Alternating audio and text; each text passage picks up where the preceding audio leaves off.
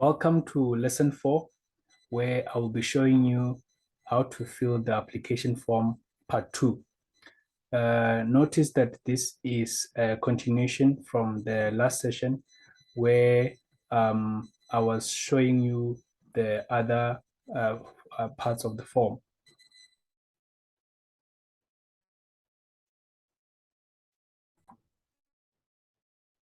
We were taking the form B2.1 or the training and experience report, if not the training and experience outline, depending on the number of years of experience.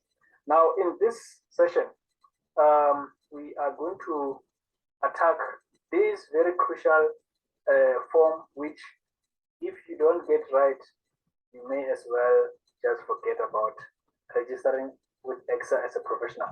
Now, here is just an expansion of the other reports that you put.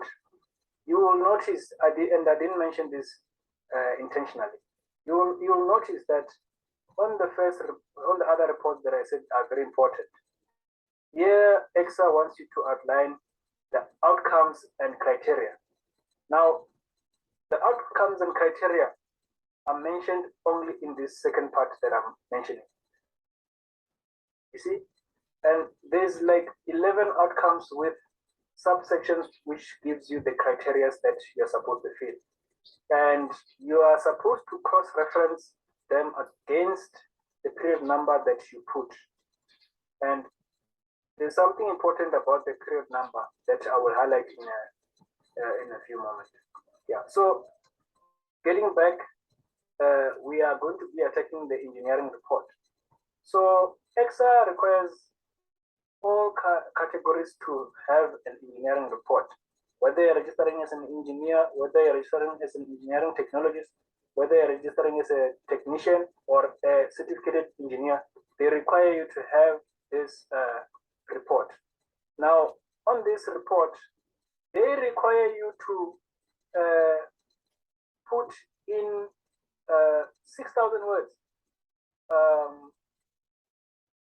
or expand in 6,000 words to show them how you were addressing the different outcomes and criteria. And you will see, in particular, on this application form for registering as an engineering technologist, there's this section, the first section, where they want you to give name of employment, area of employment, date undertaken, engineering brief, and objective. We will always advise you to put the experience that you've already put here on your TO or TER. You come and you take one of the best reports, the report which the degree of responsibility was at level E, nothing else. You cannot take a report which the degree of responsibility was at another level. You only focus on the reports which the degrees of responsibility was at level E. Where someone is talking in the background. Yeah, so where you were performing work with limited guidance. Note again, you only take the report which is at level, which the degree of responsibility was at level E. If you take anything else, ECSA will put your report into your application form and you will not get registered. So when you come to the engineering report, someone may have to. I'm going to mute iPhone. Okay. So, sorry about that. There was someone talking in the background. Yeah. So here you only put the report which you have indicated the degree of responsibility to be at level E. So what am I saying? Maybe you need to have one or two reports which are at the degree level of E instead of only having one. So you can choose which information you want to put here.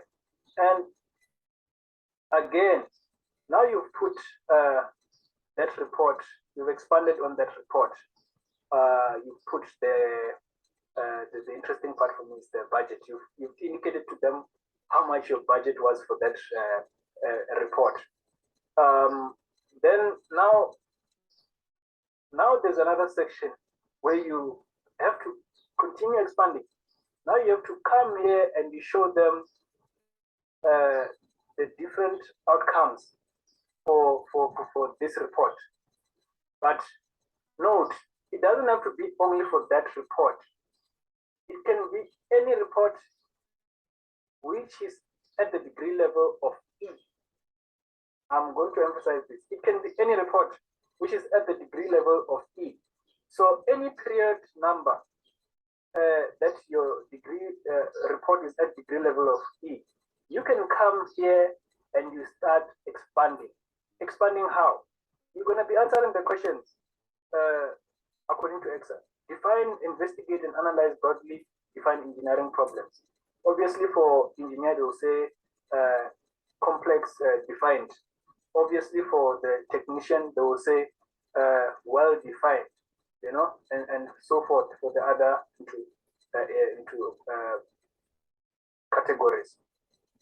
ECSA wants you to expand on those, but as I'm saying again, the period number that you put here will only be for a period number of which the report is at the degree level E. If you put any report which was at degree level A, B, C, D, ECSA will not consider you as a person who is at a level they can consider you as a professional. They will take back your report and say that you still need some work to do, and so you will have wasted your 9,000 or 8,000 guess. Yeah, you will have wasted your 9,000 rand that you are using to register to become a professional. Yeah, so this is crucial, gents. Now, the outcomes, as I said, there's 11 of them. There's outcomes 1, there's outcomes 2, there's outcomes 3, there's outcomes 4, there's outcomes 5, there's outcome 6, there's outcome 7, there's outcome 8, 9, 10, and 11. Yeah. So what I've noted for the report for the application form of the engineer is that they've not included this form.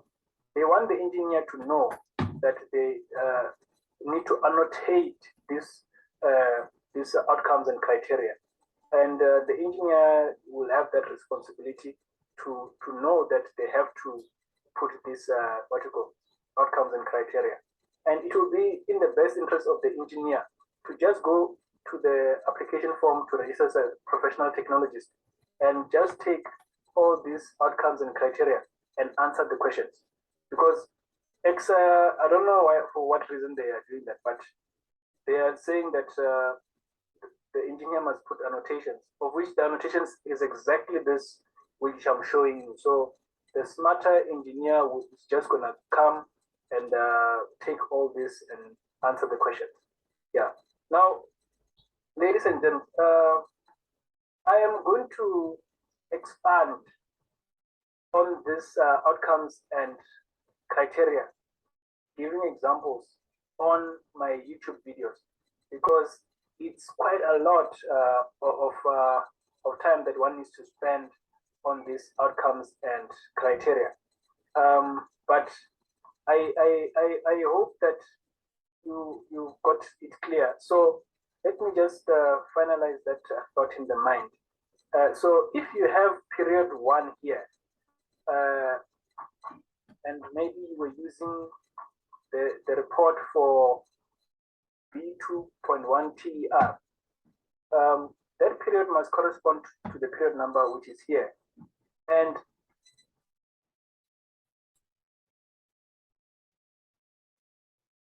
And the degree of responsibility must be at level E.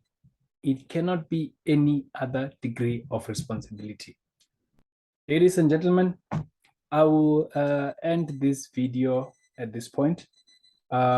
Please like, subscribe, and comment on my videos. If you've reached thus far, it means that you are interested to my videos and you'd like to register with ECSA. As well as if you want one-on-one, I also do one-on-one videos, and I also do one-on-one sessions with any person who wants to register with ECSA. Please, I will leave my email address below, and you can always contact me. Or I'll also leave my cell phone number. Then you can contact me if you need us to have a one-on-one. Thank you. This is the end of lesson 4.